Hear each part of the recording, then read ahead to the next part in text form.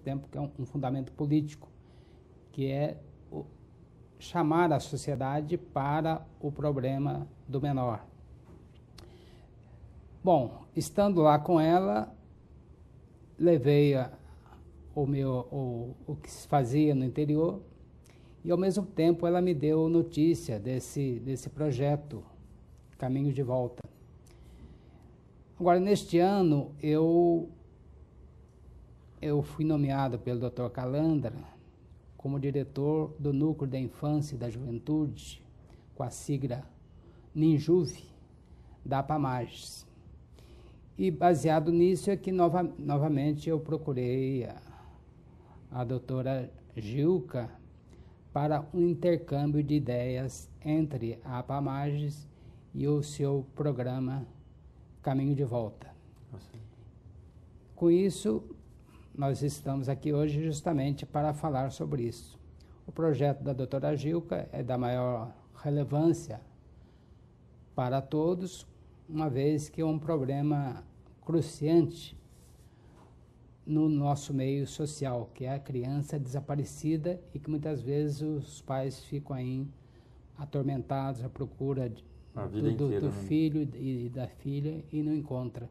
Então esse projeto, ao que parece de alcance nacional e único no mundo, possivelmente, veio de encontro com os nossos objetivos da APAMAGES. Doutor Eduardo, o Ministério Público é uma instituição, talvez o maior eco da sociedade, né? Onde a sociedade mais confia, vai buscar imediatamente um apoio, né, nessa instituição, que é um braço importante da justiça no país.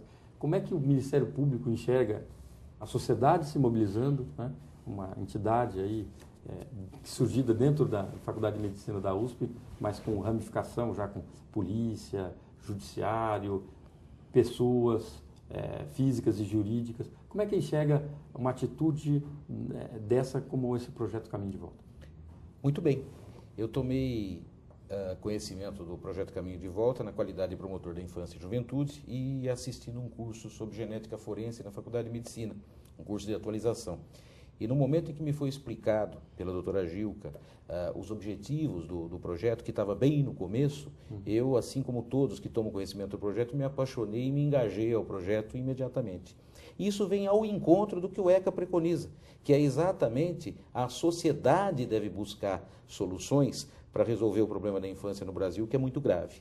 E esse projeto ataca duas vertentes fundamentais, que é a questão do desaparecimento da criança e, paralelamente a isso, a epidemiologia desse desaparecimento. Ou seja, algumas crianças desaparecem porque tem uma família dissoluta, uma família violenta, não tem um ambiente familiar propício à educação, e isso o projeto identifica. Outras desaparecem porque, embora tenham vindo de famílias bem constituídas, acabam sendo vítimas de um sequestro ou se perdem num supermercado, como foi dito, numa estação de rodoviária.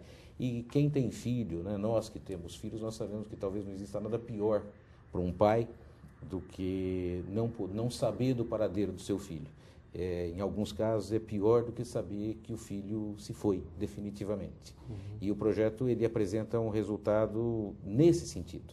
É uma proposta na busca dessas crianças, um mecanismo extremamente eficiente, moderno, ágil, que permite a localização e identificação dessas crianças. O que nós precisamos é divulgar esse projeto e fazer com que ele tome âmbito nacional, porque é uma daquelas pequenas realizações, daquelas pequenas providências que são tomadas e que fazem com que nós possamos ter orgulho de ser brasileiros, até porque ele é único no mundo. O senhor estava comentando que há um similar no Canadá, mas que não tem esta abrangência. Ele não tem essa abrangência, até porque ele trata de desaparecimentos de um modo geral. Esse não, esse é focado na área da infância e da juventude. E é acompanhado com essa espécie de inquérito epidemiológico que procura identificar a causa, não daquele desaparecimento acidental, mas daquele desaparecimento que é provocado pela própria família.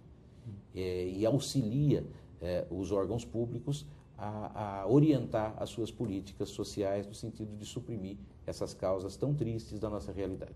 Doutor, esse tempo, a doutora Gilca nos falou aí da necessidade, da agilidade dessa prestação de informação da própria família para ajudar a própria investigação. O senhor é um promotor experimentado nessa área.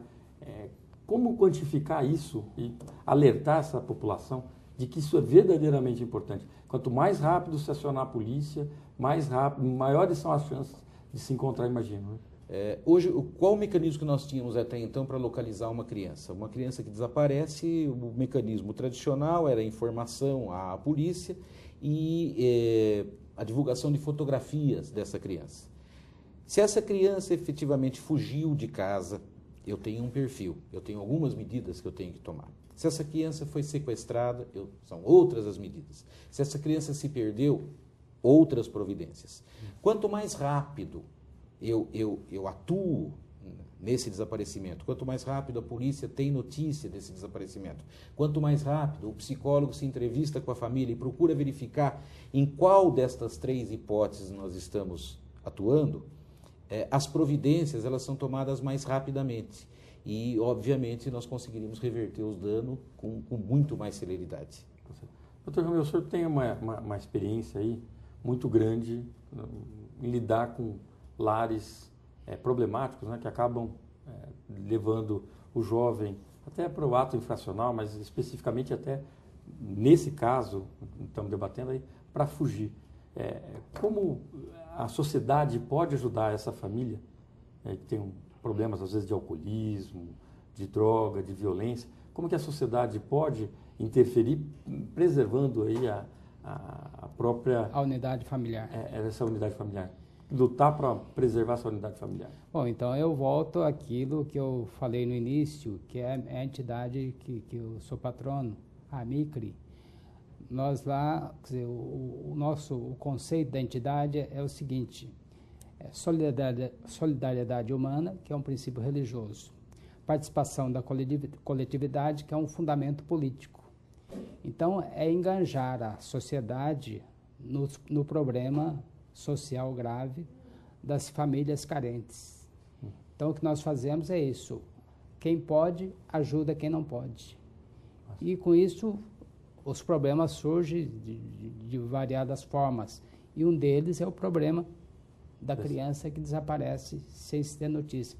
Então, essa família, por nós, da entidade AMIC, num caso desse, será informada que deve procurar a delegacia, ou alguém, o promotor, ou o juiz, para resolver aquele problema e encontrar a criança desaparecida. Esse é o objetivo da doutora Gilca e é o objetivo também de colaboração da AMICRI. Tá certo. Doutores, infelizmente nosso tempo está se esgotando. Gostaria de agradecer muito a presença do senhor, doutor Eduardo, também do senhor, doutor Romeu, e dizer que todos nós temos orgulho desse trabalho de promotor de justiça engajado numa causa social e também de um magistrado engajado numa causa que suplanta os objetivos de magistratura, de Ministério Público e alcança um objetivo comum de toda a sociedade paulista. Muito obrigado ao senhor. E assim encerramos o nosso Frente a Frente com a Justiça. Tenham todos uma ótima semana e até o próximo programa.